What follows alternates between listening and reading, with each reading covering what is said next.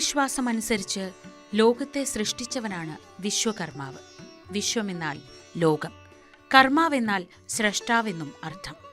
വിശ്വത്തെ സൃഷ്ടിച്ചതിനാൽ വിശ്വബ്രഹ്മം വിശ്വകർമാവായി. സൃഷ്ടിക്ക് മുൻപ് ശൂന്യമായിരുന്ന പ്രപഞ്ചത്തിൽ ശക്തി ബ്രഹ്മമായി. ഈ അദൃശ്യനും നിരാലംബനുമായ ബ്രഹ്മം തന്നിലെ പഞ്ചശക്തികളായ ആദിശക്തി, ഇച്ഛാശക്തി, ജ്ഞാനശക്തി, ക്രിയാശക്തി, പരാശക്തി എന്നിവയെ ജ്വലിപ്പിച്ചു. ഈ ശക്തികൾ യഥാക്രമം സദ്യോജാതം, വാമദേവം, അഘോരം, തൽപുരുഷം, ഈശാനം എന്നീ 5 മുഖങ്ങളായി രൂപാന്തരപ്പെട്ടു.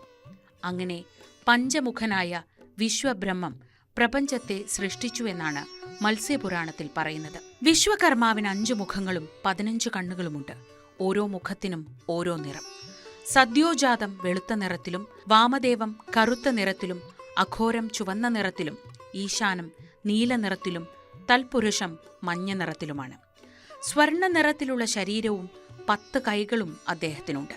കർണകുണ്ടലങ്ങൾ, മഞ്ഞവസ്ത്രം, പുഷ്പമാല, രുദ്രാക്ഷമാല, പിനാകം, ശൂലം, താമര, വീണ, ശംഖ്, ചക്രം തുടങ്ങിയവ ധരിച്ച രൂപം. വിശ്വകർമാവ് തൊഴിലിന്റെയും വ്യവസായത്തിന്റെയും അധിഷ്ഠാന ദേവനാണ്. കന്നി സംക്രാന്തി ദിനത്തിലാണ് ഭാരതീയർ വിശ്വകർമ്മ ദിനം ആചരിക്കുന്നത്.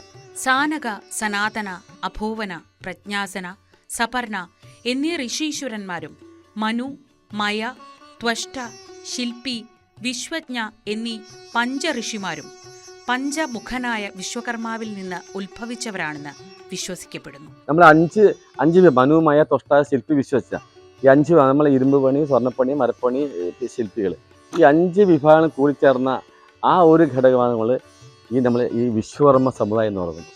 വൈദിക കാലഘട്ടത്തിൽ വേദാഭ്യാസം, പൗരോഹിത്യം, നിർമ്മാണ പ്രവർത്തനങ്ങൾ എന്നിവയിൽ വിശ്വകർമ്മജർ പ്രധാന പങ്ക് വഹിച്ചിരുന്നു. ഇന്ത്യയിലെ ക്ഷേത്രങ്ങളും അതിലെ വിഗ്രഹങ്ങളും നിർമ്മിച്ചത് ഇവരാണെന്ന് പറയപ്പെടുന്നു. പ്രസിദ്ധമായ ആറന്മുള കണ്ണാടിയുടെയും പയ്യന്നൂർ പവിത്രമോതിരത്തിന്റെയും നിർമ്മാതാക്കളും വിശ്വകർമ്മജരാണ്.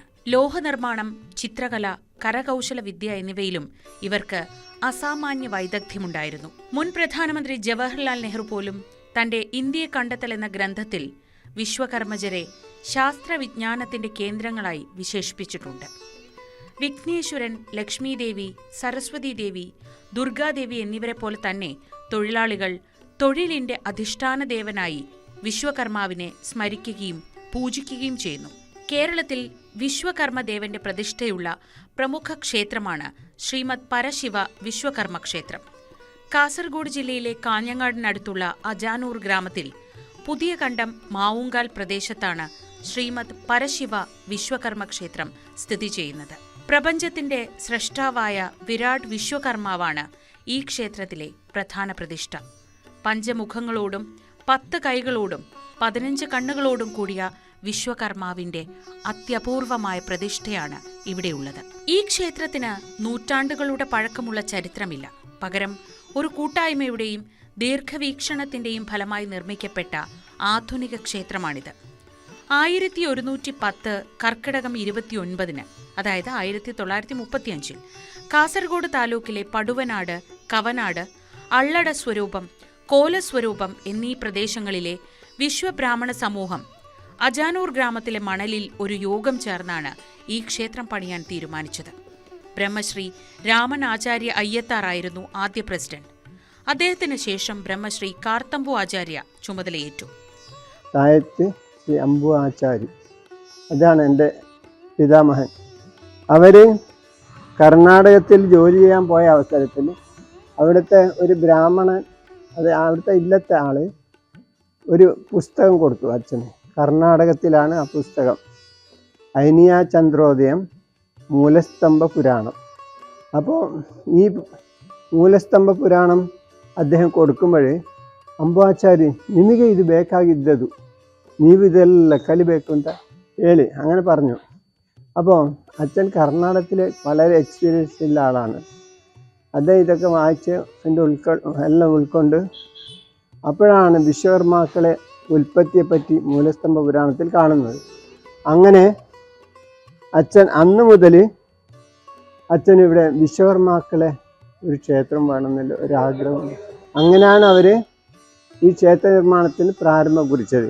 അപ്പോൾ ആദ്യത്തെ പ്രവർത്തനം മണൽ സ്ഥാനം പാടാർകുളങ്ങര ഭഗവതി ക്ഷേത്രത്തിനാണ് ആദ്യം ഇതിനുവേണ്ടി ഈ ക്ഷേത്ര നിർമ്മാണത്തിന് വേണ്ടി തുടക്കം കുറിച്ചത്. പുതിയ കണ്ടം സ്വദേശി ശ്രീ അബുൻഹി ആചാര്യ സെക്രട്ടറിയായും ശ്രീ കുഞ്ഞിക്കണ്ണൻ ആചാര്യ ജോയിന്റ് സെക്രട്ടറിയായും അബുൻഹി ആചാര്യ പള്ളോട്ട് ട്രഷററായും ചുമതലയേറ്റു. ക്ഷേത്രത്തിന്റെ ആദ്യത്തെ മേൽശാന്തി ബ്രഹ്മശ്രീ KV ശങ്കരൻ പുരോഹിതരായിരുന്നു. അദ്ദേഹത്തിന് ശേഷം ബ്രഹ്മശ്രീ ശങ്കരനാരായണൻ പുരോഹിതരും ഇപ്പോൾ ഹരീഷ് ചന്ദ്രൻ പുരോഹിതരുമാണ് പ്രധാന തന്ത്രിയായി സേവനമനുഷ്ഠിക്കുന്നത്.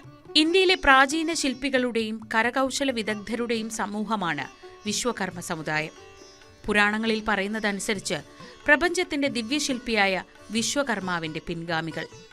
വിശ്വകർമാവിന് മനു, മായ, ത്വഷ്ട, ശില്പി, വിശ്വജ്ഞൻ എന്നിങ്ങനെ 5 പുത്രന്മാരുണ്ടായിരുന്നതായും ഇവർ യഥാക്രമം ഇരുമ്പ് പണിക്കാർ അഥവാ കൊല്ലൻ, മരപ്പണിക്കാർ അഥവാ ആശാരി, ഓട്ടുപണിക്കാർ അഥവാ മൂശാരി, കൽപ്പണിക്കാർ അഥവാ കല്ലാശാരി, സ്വർണ്ണപ്പണിക്കാർ അഥവാ തട്ടാൻ എന്നിങ്ങനെ 5 തൊഴിൽ വിഭാഗങ്ങളുടെ സ്ഥാപകരാണെന്നും വിശ്വസിക്കപ്പെടുന്നു. ഇവർ തങ്ങളെ ബ്രാഹ്മണ പദവിക്ക് തുല്യമായ വിശ്വബ്രാഹ്മണർ എന്ന് വിശേഷിപ്പിക്കുന്നു. തച്ചുശാസ്ത്രം, വാസ്തുവിദ്യ, ജ്യോതിഷം, വേദങ്ങൾ തുടങ്ങിയ ഉന്നത ശാസ്ത്രങ്ങളിൽ അവർക്കുണ്ടായിരുന്ന അഗാധമായ അറിവാണ് ഈ സ്ഥാനത്തിന് ആധാരം. എന്നാൽ ചരിത്രപരമായി പല കാലഘട്ടങ്ങളിലും ഇവർക്ക് സമൂഹത്തിൽ പിന്നാക്കാവസ്ഥ നേരിടേണ്ടി വന്നു. എന്നിരുന്നാലും തങ്ങളുടെ പാരമ്പര്യ തൊഴിലുകളിൽ അവർ പുലർത്തിപ്പോന്ന വൈദഗ്ധ്യം പലപ്പോഴും രാജാക്കന്മാരുടെയും ക്ഷേത്രങ്ങളുടെയും ആശ്രയത്തിൽ ഇവർക്ക് ഉയർന്ന സ്ഥാനമാനങ്ങൾ ലഭിക്കാൻ കാരണമായി. കേരളത്തിലെ പല പ്രമുഖ ക്ഷേത്രങ്ങളും നിർമ്മിച്ചതും പരിപാലിക്കുന്നതും വിശ്വകർമ്മ സമൂഹത്തിലെ വിദഗ്ധരാണ്. തിരുവനന്തപുരം ശ്രീ പത്മനാഭസ്വാമി ക്ഷേത്രത്തിന്റെ പുനർനിർമ്മാണത്തിനായി തമിഴ്നാട്ടിൽ നിന്നുപോലും വിശ്വകർമ്മ സമൂഹത്തിൽ നിന്നുള്ള വിദഗ്ധരെ കൊണ്ടുവന്നതായി ചരിത്രരേഖകളുണ്ട്. ശ്രീമദ് പരശിവ വിശ്വകർമ്മ ക്ഷേത്രത്തിലെ പൂജകളും അനുഷ്ഠാനങ്ങളും പരമ്പരാഗതമായ താന്ത്രിക വൈദിക രീതിയിലാണ് നടത്തുന്നത്. ഉത്തര മലബാറിലെയും ദക്ഷിണ കാനറയിലെയും വിശ്വബ്രാഹ്മണ പുരോഹിതരാണ് ഇവിടെ പൂജാകർമ്മങ്ങൾ നിർവഹിക്കുന്നത്. മൈസൂരുവിലെ നാഗലിംഗ ഗുരുസ്വാമി മഠത്തിന്റെ കീഴിൽ പ്രത്യേക പരിശീലനം ലഭിച്ചവരാണ് ഇവിടുത്തെ പുരോഹിതർ. ക്ഷേത്രത്തിന്റെ മൂലമന്ത്രം ശ്രീ സിദ്ധലിംഗ ഗുരുസ്വാമി തന്റെ പിൻഗാമിയായ മഹാദേവ സ്വാമിജിക്ക് കൈമാറിയതാണെന്നും ഈ മന്ത്രം വർഷാവർഷം പിൻതലമുറകളിലേക്ക് കൈമാറി വരുന്നുവെന്നും വിശ്വസിക്കപ്പെടുന്നു. ഈ താന്ത്രിക വിദ്യയാണ് ക്ഷേത്രത്തിന്റെ മഹത്വത്തിനും പരിശുദ്ധിക്കും കാരണം. ക്ഷേത്രത്തിന്റെ ഇപ്പോഴത്തെ പൗരോഹിത്യ കർമ്മം ചെയ്യുന്നത് മേൽശാന്തി ഹരിചന്ദ്രൻ പുരോഹിതർ അവരുകളാണ്. അതുപോലെ തന്നെ നിത്യപൂജ ചെയ്യുന്നത് മധു പുരോഹിതർ, ശിവൻ പുരോഹിതർ, മനോജ് പുരോഹിതർ. ഈ പുരോഹിതന്മാരാണ് ഈ ത്രികാല പൂജ ദിവസം പൂജ നടത്തുന്നത്. അവരെ സഹായിക്കാൻ വേണ്ടിയിട്ട് കീശാന്തി എന്നൊരാളുണ്ട്, ബാലകൃഷ്ണൻ. ഇങ്ങനെയാണ് ഇവരെ നമ്മുടെ ക്ഷേത്ര ദൈനംദിന പൂജ നടത്തുന്നത്. വിശേഷ ദിവസങ്ങളിൽ നവരാത്രി, ശിവരാത്രി, പ്രതിഷ്ഠാപന മഹോത്സവങ്ങളിൽ മറ്റ് സ്ഥലങ്ങളിൽ നമ്മൾ പുരോഹിതന്മാരെ കർണാടകയിൽ നിന്ന് നമ്മൾ പുരോഹിതന്മാരെ ശർമ്മജിനെ പോലത്തെ നമ്മൾ പുരോഹിതന്മാരെ ഇവിടെ നമ്മൾക്ക് കൊണ്ടുവരാറുണ്ട്. അന്ന് തിരക്കല്ല. പ്രതിഷ്ഠാപന ദിവസം 3 ദിവസമാണ്, നവരാത്രി 10 ദിവസമാണ്, ശിവരാത്രി 2 ദിവസമാണ്. അപ്പോൾ ഇത്രയും വിശേഷ ദിവസങ്ങളിൽ മറ്റ് സ്ഥലങ്ങളിൽ പുരോഹിതന്മാർ നമ്മൾ എത്തിക്കുന്നുണ്ട്. പ്രധാന പ്രതിഷ്ഠയായ വിരാട് വിശ്വകർമാവിനെ കൂടാതെ ഉപദേവതകളായി ശ്രീ കാളികാംബാദേവി, ശ്രീ മഹാലക്ഷ്മി ദേവി, ശ്രീ മഹാഗണപതി, കരസ്ഥല നാഗലിംഗ ഗുരു എന്നിവർക്കും ഇവിടെ ഉപക്ഷേത്രങ്ങളുണ്ട്. ക്ഷേത്രത്തിൽ എല്ലാ മാസത്തിലെയും ആദ്യത്തെ വ്യാഴാഴ്ച ഭക്തർക്ക് അന്നദാനം നൽകാറുണ്ട്. ഈ ക്ഷേത്രത്തിൽ വർഷം മുഴുവൻ ഉത്സവങ്ങളും ആഘോഷങ്ങളും നടക്കുന്നു. അവയിൽ പ്രധാനപ്പെട്ട ഒന്നാണ് പ്രതിഷ്ഠാദിന മഹോത്സവം. എല്ലാ വർഷവും ഈ ദിനം വളരെ വിപുലമായി ആഘോഷിക്കപ്പെടുന്നു. 9 ദിവസത്തെ നവരാത്രി പൂജ ഭക്തിയോടെ ഇവിടെ നടത്തിവരുന്നു. ഈ ദിവസങ്ങളിൽ പ്രത്യേക പൂജകളും സാംസ്കാരിക പരിപാടികളും അരങ്ങേറും.